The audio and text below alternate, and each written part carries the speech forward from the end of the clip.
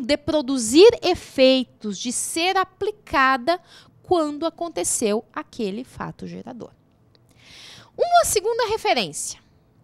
O artigo 150, inciso 3º, a linha A, quando faz alusão à irretroatividade, veda que sejam cobrados tributos em relação a fatos geradores praticados antes da vigência da lei que os instituiu ou aumentou.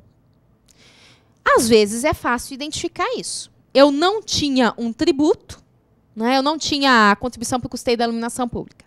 De repente passei a ter. Vai ser essa contribuição exigível em relação aos fatos praticados após a sua entrada em vigor. Ou a minha alíquota do ICMS era de 15%. Foi aumentado para 20%. É fácil identificar que apenas no exercício seguinte e os fatos praticados depois da entrada em vigor é que serão submetidos a essa legislação.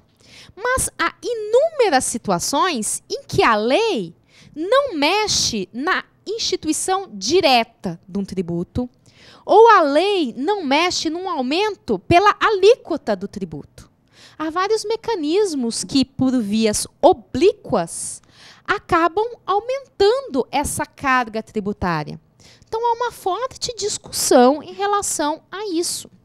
Uma situação, por exemplo, é de que o imposto sobre a renda ele é calculado mediante a aplicação de um percentual na renda que foi oferida pelo sujeito. Tudo que ele recebeu, deduzidas as despesas.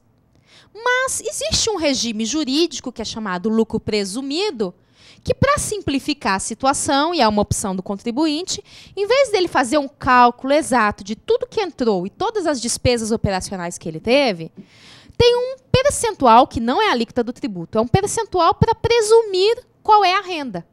Então, mexe na base de cálculo, não mexe na alíquota. Então, se esse percentual for aumentado, eu não aumentei a alíquota do tributo.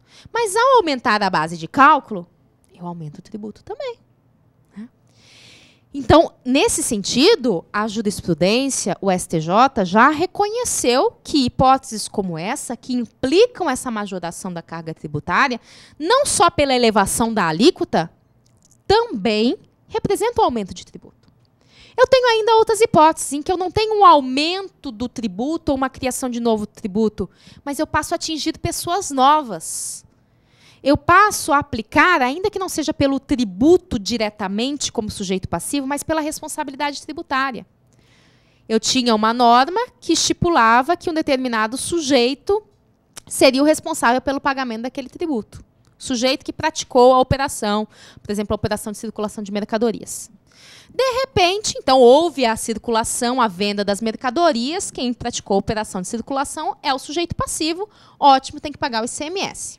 Digamos que, um tempo depois, um ano depois, é introduzida uma nova legislação que prescreve que o transportador daquela mercadoria tem que exigir o comprovante do pagamento do ICMS para transportar a mercadoria, senão ele será o responsável pelo pagamento do ICMS.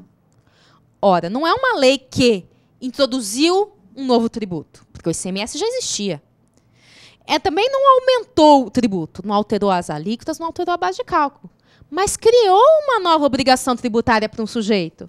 Ora, o transportador, quando fez o transporte daquelas mercadorias, ele não tinha obrigação nenhuma de exigir o comprovante do pagamento do tributo, até mesmo porque, naquela ocasião, ele não seria responsabilizado por nada.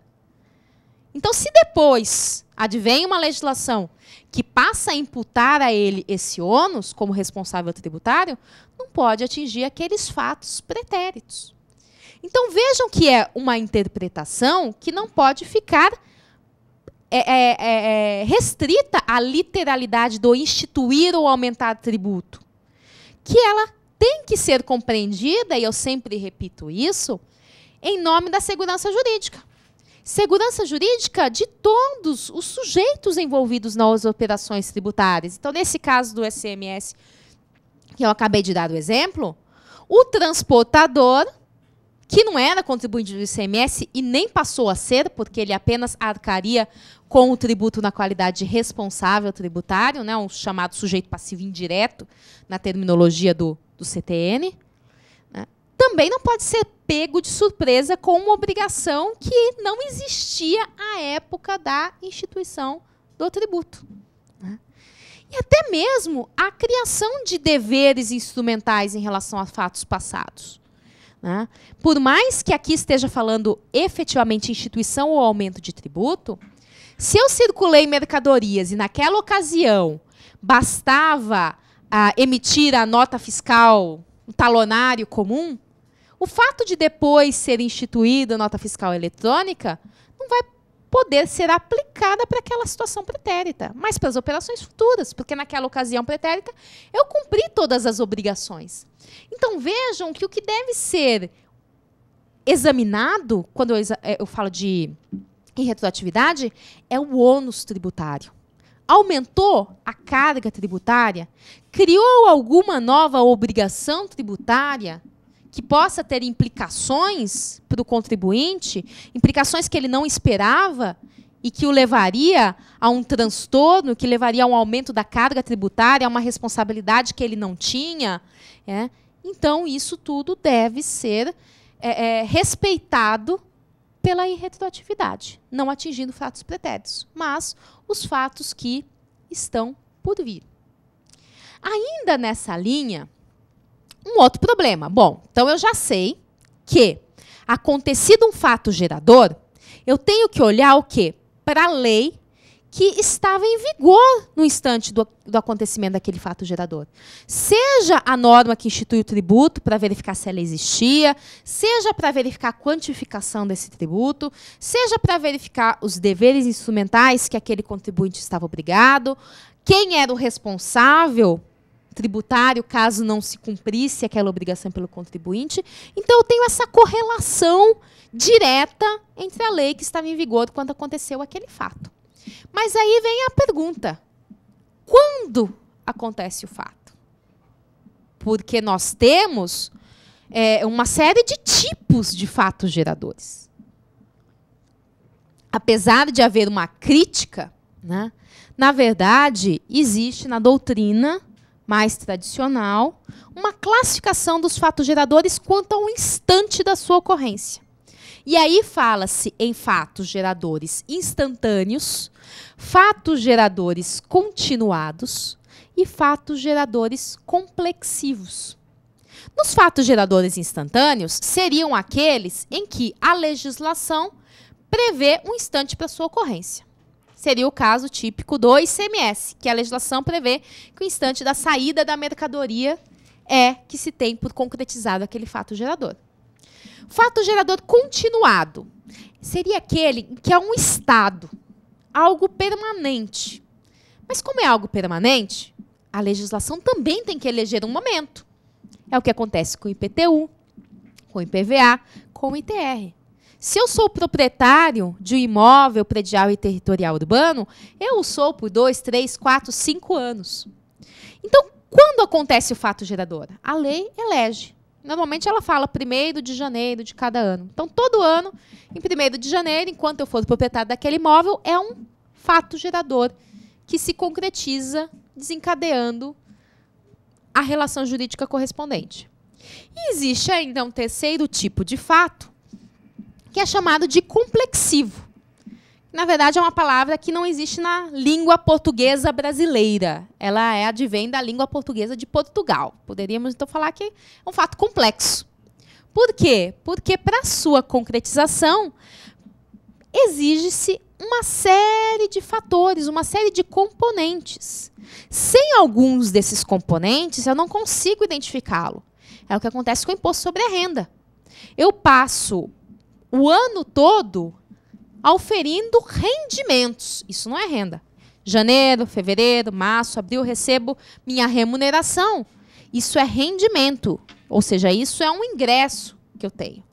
Mas renda, que a doutrina acaba definindo como acréscimo patrimonial, é aquilo que entra como rendimento menos despesas consideradas como necessárias. que a legislação acaba estipulando quais são as despesas dedutíveis, tanto para a pessoa física como para a pessoa jurídica.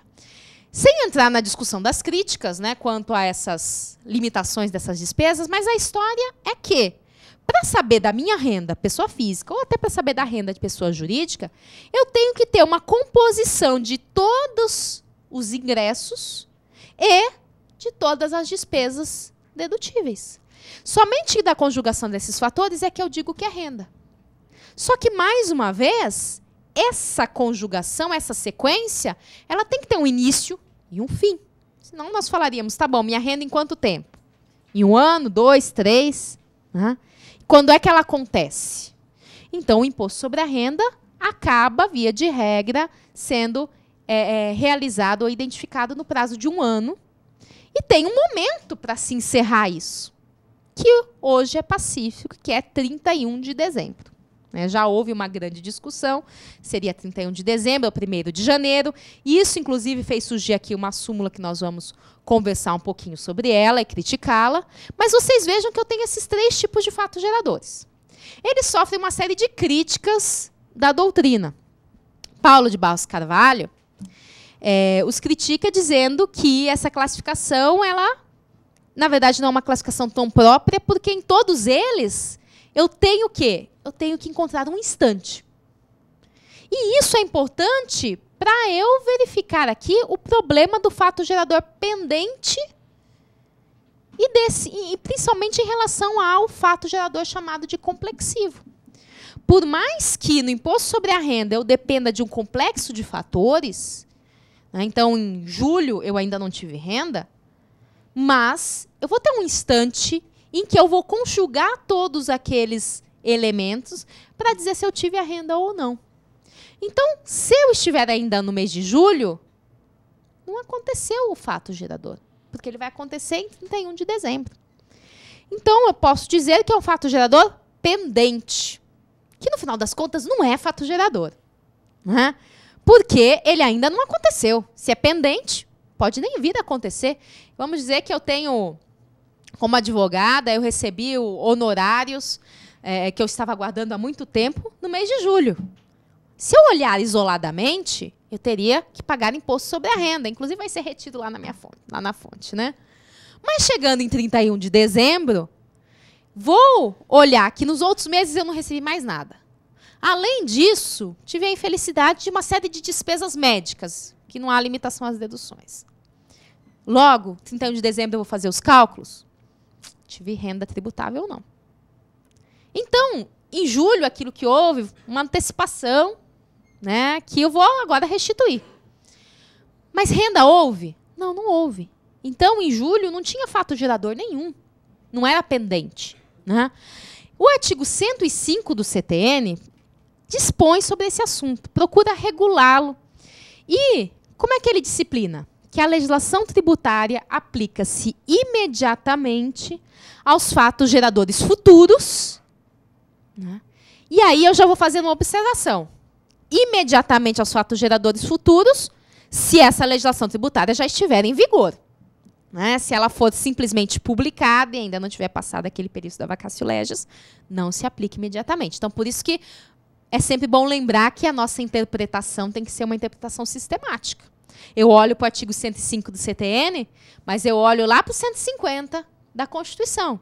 E eu olho ainda para a segurança jurídica que o 150 procura implementar. Então, a legislação tributária aplica-se imediatamente aos fatos geradores futuros, ou seja, aqueles que venham a acontecer depois que a lei entrar em vigor, tiver já produzindo seus efeitos. E, além disso, diz o artigo 105 do CTN, aos pendentes. Na verdade, não precisava fazer essa referência. Por quê? Porque o fato gerador pendente é aquele que ainda não se concretizou, que é exatamente o que está explícito aqui na parte final do artigo 105. Assim entendidos, aqueles cuja ocorrência tenha tido início, mas não esteja completo, nos termos do artigo 116 também do CTN. Ora, se começou, mas não terminou, pendente. Não aconteceu, na verdade, não é fato gerador. E nós podemos aplicar isso aos complexivos, mas nós podemos aplicar isso a outros, mesmo chamados instantâneos. Digamos que eu chegue numa loja, né, falo, quero comprar um automóvel. Vamos fazer o orçamento do automóvel. Veja que já começamos aí algo para circulação de mercadorias, né? Já houve o início da negociação,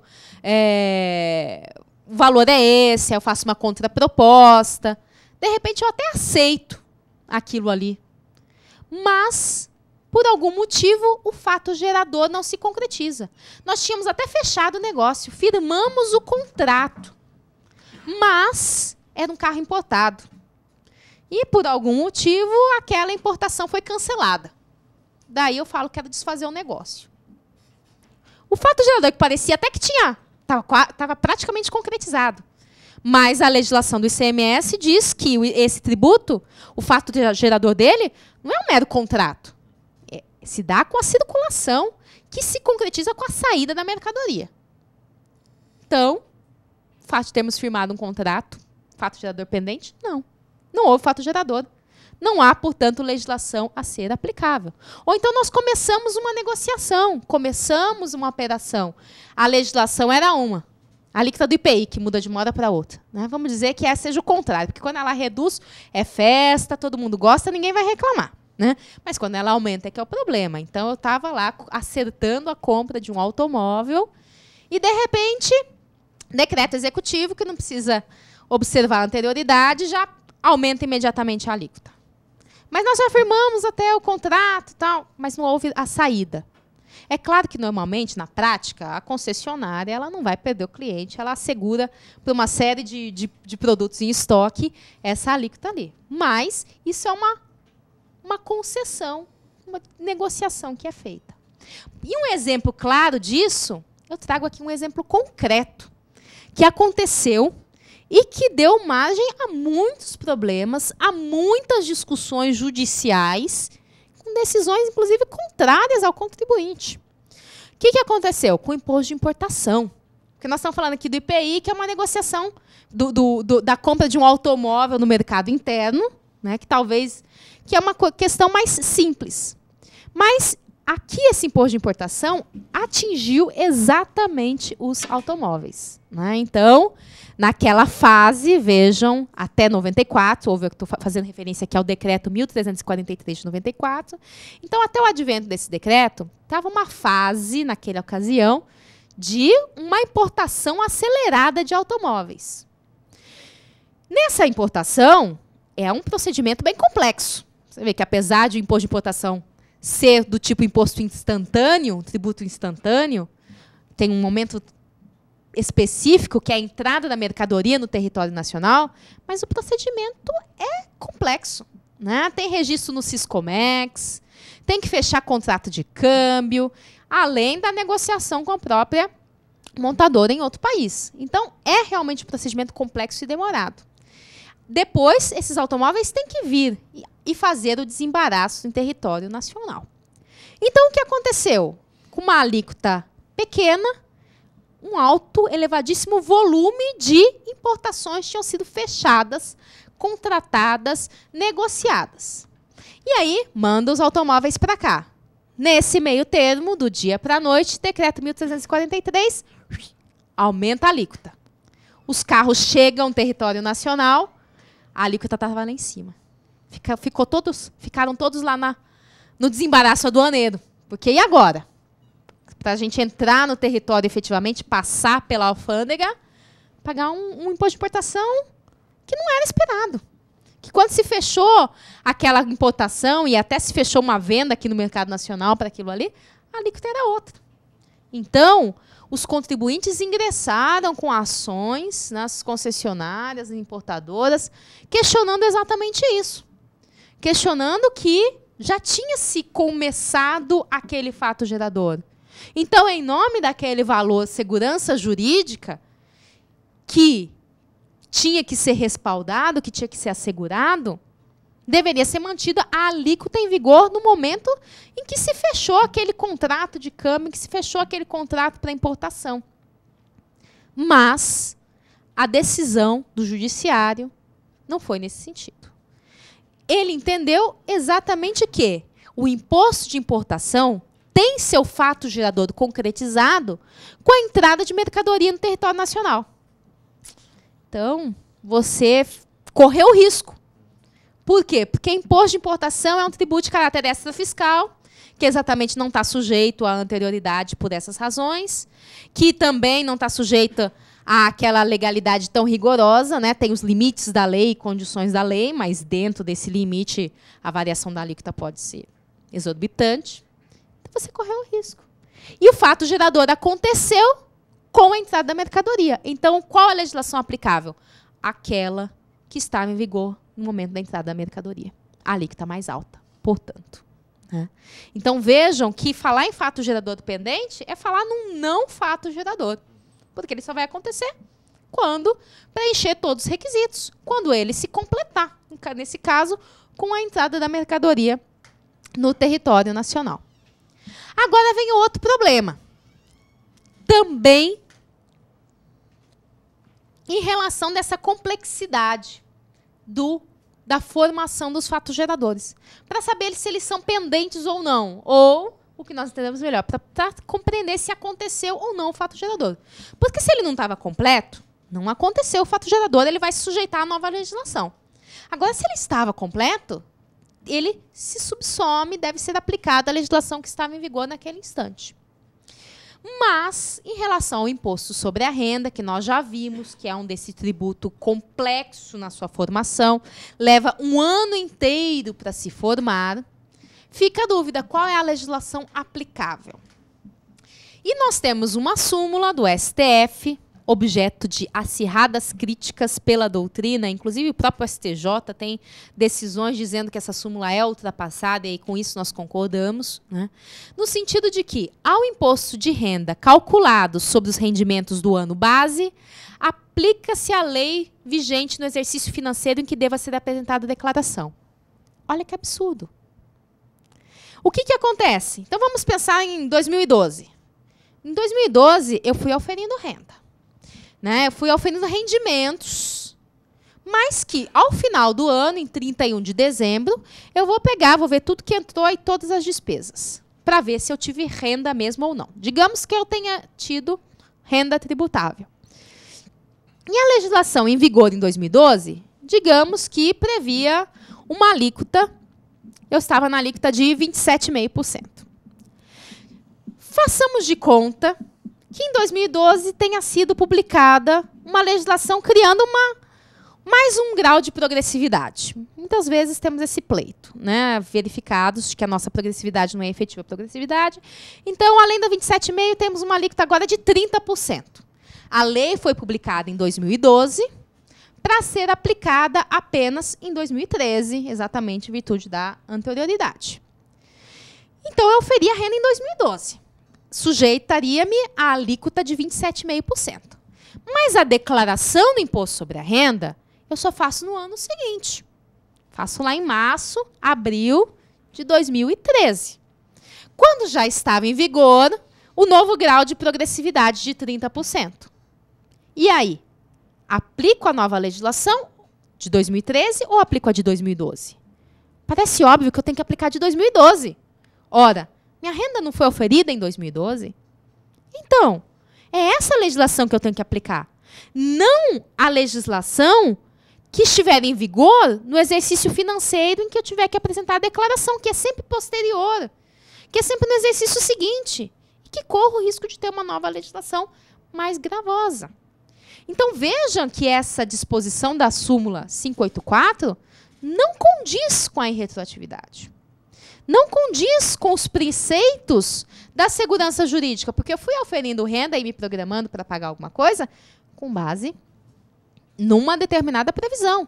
Viola até por via oblíqua a própria anterioridade, porque aquela renda vai ser tributável com uma legislação que entrou em vigor e foi aplicável só no exercício seguinte. Agora, tem uma razão para essa súmula, porque essa súmula, ela é lá da década de 70. Faz tempo.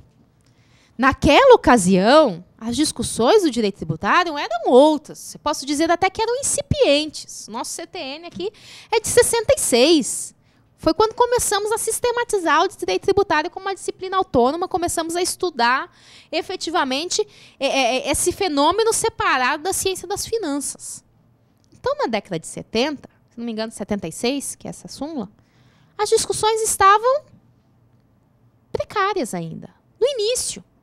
E uma das discussões que se tinha à época, e que, ao meu ver, foi o que levou a essa conclusão, era qual o instante que se considera auferida a renda. E havia uma discussão se a renda era auferida em 31 de dezembro, ou seja, o último dia do exercício financeiro, ou se ela era auferida em 1º de janeiro, primeiro dia do exercício financeiro seguinte. E, ora, se for no 1º dia do exercício financeiro seguinte, então toda essa renda que eu auferi em 2012, no final das contas, o fato gerador teria acontecido em 1º de janeiro de 2013. Bom, aí faz sentido eu aplicar a legislação que está em vigor ali em janeiro de 2013. Por isso, aquela época, por isso essa interpretação histórica, nos leva a compreender as razões dessa súmula. E nos levando a compreender as razões dessa súmula, nos leva a criticá-lo. Porque hoje é pacífico que o critério temporal, ou seja, o instante em que se considera acontecida a renda, não é no 1º dia do exercício seguinte, porque ele já é o início de uma outra renda. O critério temporal é 31 de dezembro. Logo, não tem cabimento fazer a aplicação dessa súmula. E apesar dessa evidência, e há uma série de discussões, alguns afirmam que essa súmula já foi ultrapassada e não é mais aplicada. Eu concordo que ela é ultrapassada, mas que ela não é mais aplicada, se vocês olharem, mais uma vez remeto ali ao Manual de Direito Tributário do professor Eduardo Sabag, ele traz uma série de julgados em que o STF continua aplicando essa súmula. Para a CSLL, para questões de simples, para uma série de discussões em que alterou a legislação e aí fica em dúvida se aplica a do novo exercício financeiro, aquele em que deveria ser apresentada a declaração, ou a do anterior. E acaba, muitas vezes, em muitas ocasiões, dizendo que se aplica a nova legislação, aquela em que deve ser apresentada a declaração. Isso é tão absurdo que o próprio STJ não aplica. Quer dizer, só o STF mesmo que continua aí batendo na tecla dessa súmula 584 para algumas situações. Mas é algo que nós não podemos simplesmente abrir concessão. Então, é nossa função, né, como estudiosos, como advogados, como procuradores, como juízes, qualquer atividade no meio acadêmico, no meio profissional, no meio público, é aplicar a Constituição. E quantas vezes o próprio judiciário não revê suas súmulas? Né? Vide aquela que falava que tinha uma hierarquia entre lei complementar e lei ordinária, logo a isenção concedida por lei complementar da COFINS não poderia ser revogada por lei ordinária. Né? Houve uma mudança dessa súmula. O STF falou que não, é outra coisa, pode sim revogar. Né? Então, as súmulas podem ser revistas. Né? E ainda que isso não seja revista, essa súmula não é uma súmula vinculante. Né? Pelo contrário, é uma súmula bem antiga. Então, os tribunais não ficam adstritos a ela. Então, nós mantemos a nossa crítica e mantemos essa batalha pela sua não aplicabilidade, que vem sendo bem exitosa em relação ao STJ, que vem reconhecendo o absurdo dessa disposição, porque ela não salvaguarda a segurança jurídica. Bom, então nós fizemos agora essa análise, que foi uma análise constitucional. Nós examinamos lá o artigo 5º, inciso 36, e examinamos também o artigo 150, inciso 3º-A, que falam dessa irretroatividade. Vamos, então, agora